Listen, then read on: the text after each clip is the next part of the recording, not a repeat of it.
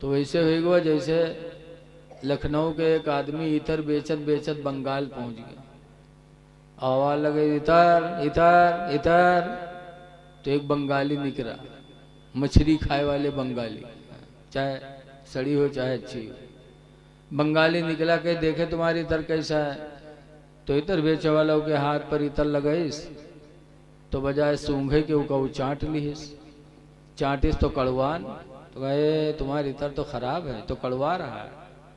इतर बेचे वाला कहे हाय अल्लाह हम कहाँ चले आए ना, बताओ सूंघे के चाटी तो करवाई ना तो और का हो। तो इतर बेचे वाला डिबिया का रखे बक्सा में चल दिए, कहीं ऐसी जगह का फायदा बेचे जहाँ उसकी कदर ना हो। चला दूसरा एक बंगाली निकला, वो कहे का बेचत हो, कहीं कुछ नहीं, कहने ने कुछ तो बेचो, कहने ने कुछ नहीं बेचे, तो गुस्सा हो ही नहीं कर रहा है, कहने यार लगता तो है कुछ बेच रहे हो, कहा इतर बेचने आया था लेकिन बेचूंगा नहीं। कहा क्यों? कहा जहां इतर की कदर न हो वहां बेचने से क्या फायदा। कहा क्या हुआ?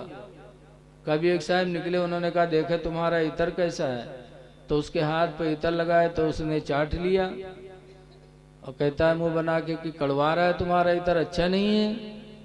तो कहे सू है बेवकूफ, हमका लाओ, भात के साथ खाए वाली चीज खालिश चाटी तो कड़वाई ना तो और का हुई, हमका लाओ दो। तो इतर बेचे वाला अपन खोपड़ी पीटेला, कहे हाय आज हम कहाँ चले आए। वही हाल आज हिया है, बताओ हम तकरीर करी थे और इधर उधर कुछ ना कुछ बातचीत हो ही रही है। ए लोगों थोड़ी देर के लिए खामोश हो जाओ, बैठ जाओ, हो सकता है अल्लाह कोई बात दिल में डाल दे, कोई बात दिल में डाल दे। आपने चंदा दिया है, जलसा कराया है, तो कम से कम मोहब्बत से सुन लो। इल्म में इजाफा की दुआ मांगो, रसूलुल्लाह ने दुआ मांगी है तो तुम भी मांगो। आज हम लोगों ने सहाबा की जिंदगी को भुला दिया। मुसलमान घर में पैदा हुए तो इस्लाम हमको वरासत में मिल गया, इसलिए इसकी हम कद्र नहीं करते। जो कमा के दुकान बनवाते हैं वो दुकान की कदर समझते, और जो बाप दादा से वरासत में पाएंगे उनके नजदीक उसकी कदर नहीं होती। एक थे जिनका नाम था अब्दुल उज्जा, बाप का इंतकाल हो गया, यतीम हो गए, तो चचा ने अपने परवरिश में रख लिया। लेकिन जब उनको एहसास हुआ तो उन्होंने कहा चाचा ये बुत परस्ती बेहतर नहीं है, उस खुदा की पूजा करना चाहे जिस खुदा ने हमको तुमको पैदा किया है। मक्कतुल मुकर्रमा में रसूलुल्लाह ने इस्लाम का ऐलान किया है, बेहतर है कि उनकी दावत को कबूल कर लिया। जैसे इतना कहा, चचा बुत परस्त था, इतना गुस्सा हुआ, मारा, और मारा खूब, मारने के बाद कपड़े उतरवा लिए बदन से और नंगा घर से भगा दिया, नंगे करके भगाया। गए अपनी माँ से रोने लगे, अम्मी चाचा ने तो मार कर कपड़े भी ले लिया, नंगे भगा दिया। तो माँ ने एक कंबल दिया, 2 टुकड़े किया, एक कंबल को कमर से बांधा, एक को ओढ़े, और इस्लाम की तलाश में घर से निकल पड़े। कोई यारो मददगार नहीं, न पैसे हैं, न दौलत है, न कोई मददगार है, लेकिन इस्लाम की तलाश में वो निकल पड़े और चलते चलते मदीना आए, रसूलुल्लाह की बारगाह में हाजिर हुए। अल्लाह के रसूल ने शफकत का हाथ फेरा, इस्लाम कबूल किया, तो सरकार ने उनका नाम अब्दुल उज्जा के बजाय अब्दुल्ला रख दिया। अब्दुल्ला अल्लाह के बंदे, इस्लाम कबूल किया। उसके बाद कहा अल्लाह के रसूल अब मुझे मैदान जिहाद में जाने की इजाज़त दे दो, और जंगे तबूक होने वाली थी। कहा जंगे तबूक में मुझे इजाज़त दे दो, मैं अल्लाह की राह में लड़ने जाऊंगा, और मुझे शहादत की इजाज़त दे दो। अल्लाह के रसूल ने फरमाया अब्दुल्ला तुम शहादत का इरादा रखते हो, अब अगर तुम बुखार की हालत में भी इंतकाल किए तो अल्लाह ताला तुमको शहादत ही का दर्जा अता फरमाएगा। जंगे तबूक में चले गए, काफी सहाबा गए, काफी दिनों तक तबूक के मैदान में रुक करके सहाबा ने इंतजार किया, लेकिन दुश्मन लड़ने नहीं आए।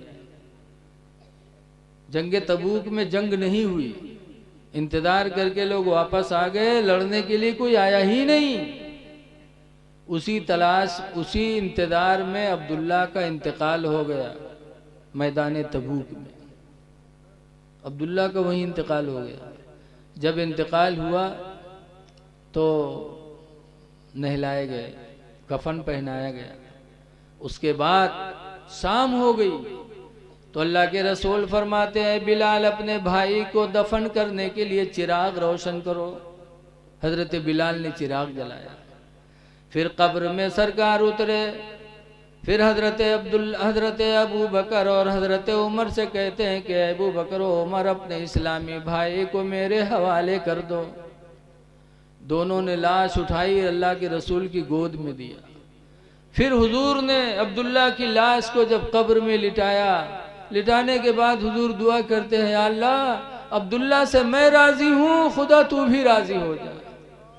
सहाबे किराम रो रो के बयान करते हैं कि जब सरकार ने दुआ मांगी थी कि या अल्लाह अब्दुल्ला से मैं राजी हूँ, तू भी राजी हो जा, तो हम सबकी दिली तमन्ना थी कि काश अब्दुल्ला की लाश की जगह पर हमारी लाश होती और अल्लाह के रसूल ये कह देते तो दुनिया भी हमारी अच्छी होती, आखिरत भी अच्छी हो जाती।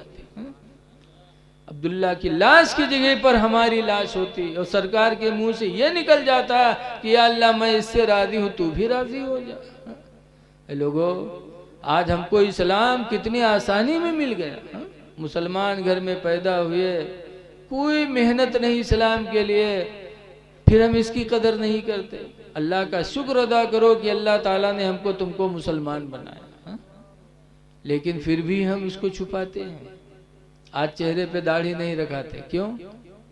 ताकि सबको हुकाम हो जाए, कोई जान न पाए कि अब्दुल रहमान हो कि सीताराम हो, कुछ जान न पाओ। अरे हजरत खालिद इब्ने वलीद की जिंदगी देखो।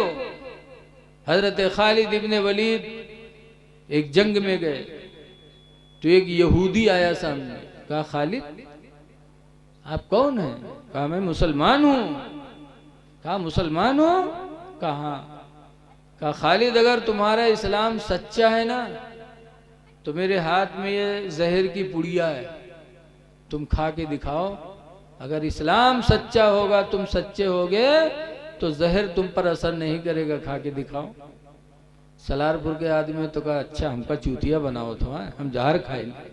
बोलो वैसे कहते हम मुंह टल जे, हम मुंह हट लिए, इसलिए कि हम लोगों का ईमान बड़ा कमजोर। सहाबा ईमान के पहाड़ थे, पहाड़। हजरत खालिद इब्ने वलीद कहते हैं हाँ हाँ अल्हम्दुलिल्लाह मैं मुसलमान हूँ, मेरा इस्लाम सच्चा है, लाओ जहर की पुड़िया लाओ। हजरत खालिद इब्ने वलीद ने लिया और जहर की पुड़िया फाँक लिया और काफी देर तक यहूदी इंतजार करता रहा कि अब इन पर जहर का असर हो, अब इन पर जहर का असर हो। लेकिन खालिद इब्ने वलीद के चेहरे की रौनक अल्हम्दुलिल्लाह और बढ़ती ही जा रही थी। यहूदी ने देखा तो पुकारा, कहा खालिद यकीन हो गया कि तुम सच्चे मुसलमान हो, तुम्हारा इस्लाम सच्चा है। मैं भी कलमा पढ़ता हूँ, ला इलाहा इल्लल्लाह मुहम्मदुर रसूलुल्लाह सल्लल्लाहु अलैहि वसल्लम। वो थे सहाबा कि मुसलमान होने पे नाज था।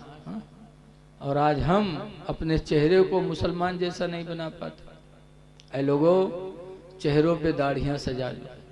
दाढ़ी कब्र में रोशनी का सहारा है।